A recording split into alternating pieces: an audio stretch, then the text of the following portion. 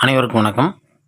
இன்றைக்கி நாம் பார்க்கக்கூடிய தலைப்பு என்னென்னா, எந்த மாதிரியான சூழல் நமக்கு அமைஞ்சா நம்ம நிம்மதியாக வாழ முடியும் அப்படின்னு சொல்லி நம்ம பார்ப்போம். அதாவது பொதுவாக அனைவருக்குமே ஒரு நல்ல சந்தோஷமான சூழ்நிலை, சந்தோஷமான பொருளாதாரம், வேலை உள்ளிட்டவைகள் அமையும் பொழுது சொல்லாமே எல்லாரும் சந்தோஷமாக இருப்போம். அதாவது சுற்றி இருக்கக்கூடியதெல்லாம் நாம் எதிர்பார்த்தது போல் சரியாக இருக்கும் பட்சத்தில் நாம் அதிலிருந்து நிம்மதியாக இருக்கிறோம். இது ஒரு சூழல். ஆனால் இந்த சூழலே ஆரம்பத்திலேருந்து இறுதி வரைக்கும் நம்முடைய வாழ்நாள் கடைசி வரைக்கும் நீடிக்குமா அப்படின்னு சொல்லி பார்த்தா நீடிக்காது.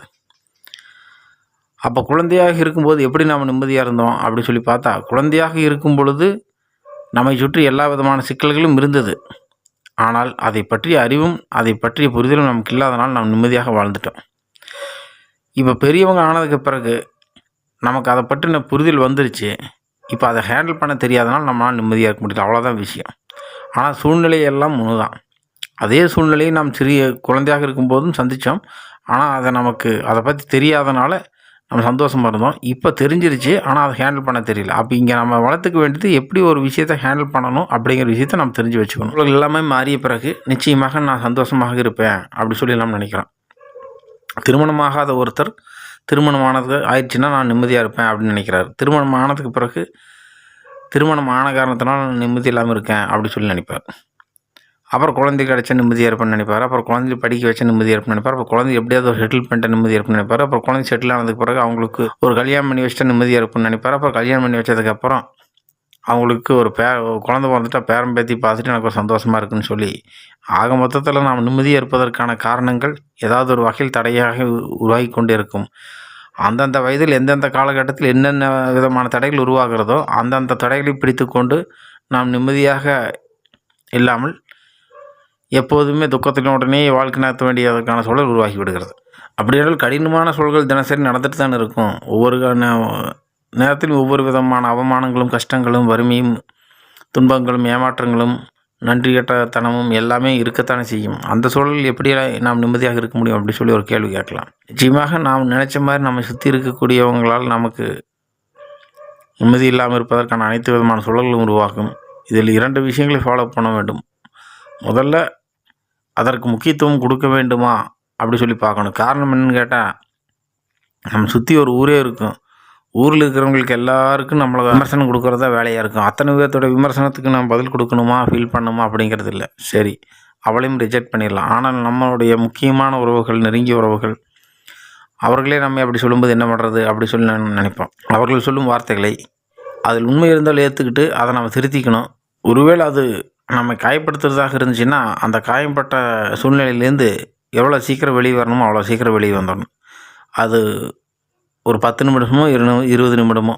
ஆனால் இங்கே நம்ம என்ன பண்ணுறோம்னா அதை ஒரு வாரத்துக்கோ 10 நாளைக்கோ ஒரு 6 மாதத்துக்கோ மனசுக்குள்ளே வச்சுக்கிறோம். அதுக்குள்ளே இன்னொரு பிரச்சனை நடந்துடுது.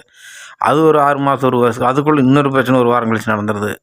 இப்படி ஒவ்வொன்றா நம்ம அடுக்கிக்கிட்டே போகும்பொழுது மனம் இந்த கெட்ட விஷயங்களை லோடு பண்ணி ஸ்டோரேஜ் ஆகக்கூடிய ஒரு பெட்டியாக மாறிடுது. ஒரு கட்டத்தில் நம்மளால் தாங்க முடியாத அளவுக்கு நெஞ்சு வலி வந்துடுது. இப்போது உங்களுக்கு எந்த சூழல் கொடுக்கப்பட்டிருக்கிறதோ அந்த சூழலில் நீங்கள் நிம்மதியாக வாழ தெரியவில்லை என்றால், பிறகு நீங்கள் இப்போது எந்த சூழல் கிடைத்தால் நிம்மதியாக வாழ்வேன் என்று நீங்கள் நினைக்கிறீர்களோ அப்படிப்பட்ட ஒரு சூழல் உங்களுக்கு அமைந்தாலும் நிச்சயமாக நீங்கள் நிம்மதியாக வாழப்போவதில்லை. ஏனென்று கேட்டால், இப்பொழுது எது கொடுக்கப்பட்டிருக்கிறதோ அதை வைத்தே நிம்மதியாக வாழ தெரியாது உங்களுக்கு. இனிமேல் எது கொடுத்தாலும் நீங்கள் நிம்மதியாக வாழ தெரிய போவதில்லை என்பதும் உண்மையாக இருக்கிறது. எப்படிப்பட்ட சூழல் உங்களுக்கு வேண்டும் நிம்மதியாக வாழ்வதற்கென்று நீங்கள் கேட்கலாம். புறச்சூழல்கள் எப்படி இருந்தாலும் நான் நிம்மதியாக வாழ்வேன், சந்தோஷமாக இருப்பேன் என்ற மனநிலைக்கு நீங்கள் வரும் பொழுது புறச்சூழல் பற்றி நீங்கள் கவலைப்பட வேண்டியதில்லை. ஆனால் புறச்சூழல்களே உங்களில் சந்தோஷத்தையும் நிம்மதியும் நிர்ணயிக்கும் பொழுது அது ஏதாவது ஒரு வகையில் தினசரி ஒரு மாற்றத்தை உருவாக்கி கொண்டே இருக்கும். அதன் பிறகு அதனோடு சேர்ந்து நீங்களும் நிம்மதியற்ற நபர்களாக வாழ்ந்து கொண்டிருப்பீர்கள். ஏழையாக இருப்பவர்கள் நிச்சயமாக சந்தோஷமாக வாழ்கிறார்கள், அல்லது பணக்காரராக இருப்பவர்கள் ஓரளவுக்கு போலித்தனமாக சந்தோஷமாக இருக்கிறார்கள். ஆனால் இந்த இடைப்பட்ட நடுத்தர வாழ்வியலை வாழ்கின்ற மக்கள் எந்நேரமும் போராட்டத்திலேயே வாழ்க்கையை மேல் நோக்கி போக வேண்டும் என்கிற எண்ணத்திலேயே வாழ்க்கையை முடித்துக் கொள்கிறார்கள். நாளைக்கு சந்தோஷமாக இருந்துக்கலான்னு முடிவு பண்ணிக்கிறது. நாளைக்கு சந்தோஷமாக இருக்கலான்னு முடிவு பண்ண சமயத்தில் இன்றைக்கி சந்தோஷமாக இருக்கிறது இல்லை. இப்படி ஒவ்வொரு நாளும் நாளைக்கு நாளைக்குன்னு முடிவு பண்ணும்போது எந்த ஒரு சூழலையும் நாளை என்ற ஒரு வார்த்தையை நாம் சந்திக்க போகிறதும் இல்லை, நடக்க போகிறதும் இல்லைங்கிறது நமக்கு இறுதி காலகட்டத்தில் தான் தெரிகிறது. நிகழ்காலத்தில் வாழாம விட்டுமென்னு அப்போ தான் புரியுது. ஒருத்தர்கிட்ட நல்ல வெத்தலைகள் கொஞ்சம் இருந்துச்சான். அந்த நல்ல வெத்தலையில் போடாமல் எது வாடி இருக்குதோ அதை மட்டும் எடுத்து யூஸ் பண்ணிட்டு இருந்துக்கிறார். அடுத்த நாள் நல்ல வெத்தலையில் அடுத்த நாளுக்கு வச்சுக்கலாம்னு சொல்லி விட்டார். அடுத்த நாள் பார்க்கும் பொழுது இன்னும் கொஞ்சம் வெத்தலையில் வாடி போச்சு. அந்த வாடின வெத்தலையை போட்டு நல்லது இருக்கட்டு நாளைக்கு பார்த்துக்கலாம் அப்படி சொல்லி வச்சுட்டாராம்மா. அடுத்த நாள் பார்க்கும்போது மீண்டும் ஒரு குறிப்பிட்ட அளவு வெத்தலையில் கெட்டு போச்சாம்மா.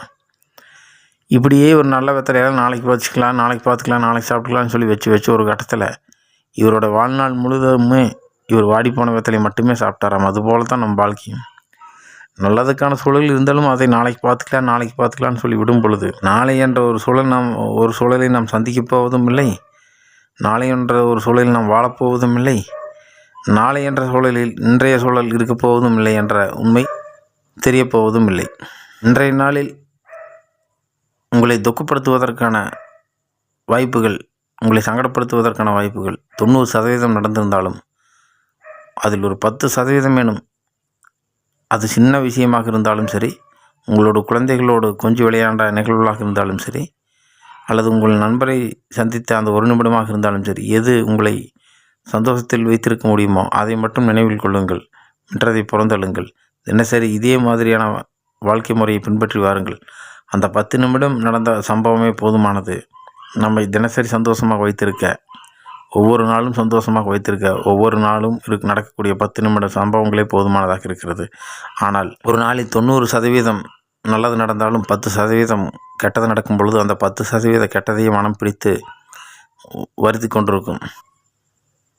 90% நல்லதை விடுத்து 10% கெட்டதை பார்க்கும் எதிர்மறை சிந்தனையில் நாம் வாழ்ந்து கொண்டிருக்கிறோம் என்ற உண்மையை நாம் இதிலிருந்து புரிந்து கொள்வோம். இயற்கை புரிந்து கொள்ளுங்கள். உடலை பற்றி தெரிந்து கொள்ளுங்கள். உடலில் ஆரோக்கியமாகவும் மனதில் நிம்மதியாகவும் வாழுங்கள்.